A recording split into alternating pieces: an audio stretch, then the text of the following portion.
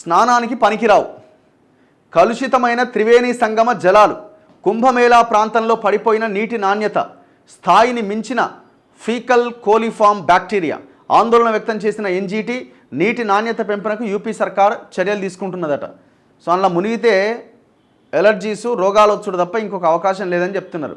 ఎందుకంటే మొత్తం అందులో బ్యాక్టీరియాతో నిండిపోయిందట. మరి ఇన్ని కోట్ల మంది, ఒక్కొక్క రోజు 1 కోటి మంది 2 కోట్ల మంది ఒకేసారి స్నానం చేస్తే ఒక రోజులో ఏమైపోతుంది? అది మహాకుంభ్ కాదు, మృత్యుకుంభ్.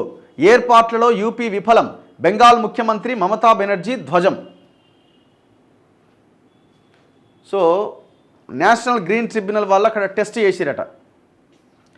ప్రయాగ్రాజ్లో శాస్త్రి బ్రిడ్జ్ కింద గంగా నదిలోనే కట్టిన టాయిలెట్లు ఇవి. నదిలోనే కట్టిరు. చాలా చోట్ల ఇలాగే నిర్మించారు.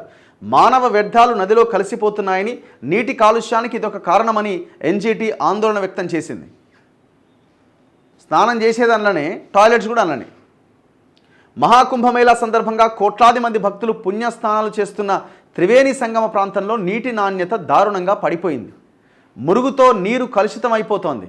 ఇక్కడి నీటి కాలుష్యం ప్రాథమిక ప్రమాణాల స్థాయిని మించిపోయి స్నానానికి అనుకూలం కాని విధంగా మారిపోయింది. నీటిలో ఫీకల్ కోలిఫామ్ బ్యాక్టీరియా స్థాయిని మించి పెరిగిపోయింది.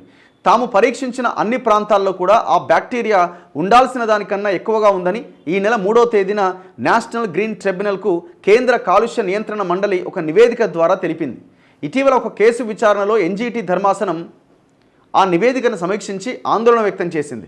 కాలుష్య నియంత్రణ చర్యలపైన సమగ్ర నివేదిక ఇవ్వాలని తాము కోరినా స్పందించని ఉత్తరప్రదేశ్ కాలుష్య నియంత్రణ మండలిపైన ఎన్జీటీ తీవ్ర అసంతృప్తి వ్యక్తం చేసింది.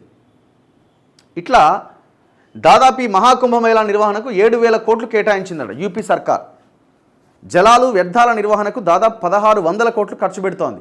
అత్యాధునిక పద్ధతుల్లో మురుగునీటి నిర్వహణ, వ్యర్థాల తరలింపు చర్యలు చేపడుతోంది.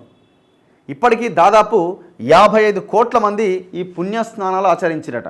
గత నెల రోజులకు పైగా కొనసాగుతున్న మహాకుంభమేళాలో ఇప్పటి వరకు అపూర్వ స్థాయిలో 55 కోట్ల మంది త్రివేణి సంగమంలో పుణ్యస్నానాలు ఆచరించారని యూపీ సర్కార్ వెల్లడించింది.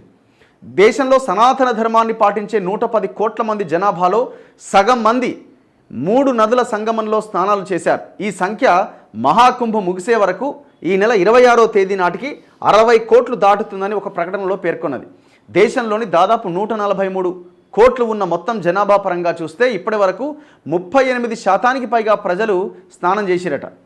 మహాకుంభమేళా ప్రారంభానికి ముందు ఈ ఆధ్యాత్మిక కార్యక్రమంలో 45 కోట్ల మంది భక్తులు పాల్గొంటారని యోగి సర్కార్ అంచనా వేసింది. అయితే ఆ సంఖ్య ఈ నెల 14వ తేదీకే 50 కోట్లు దాటేసింది.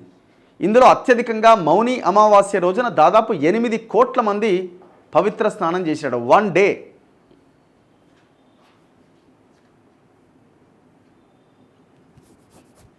సో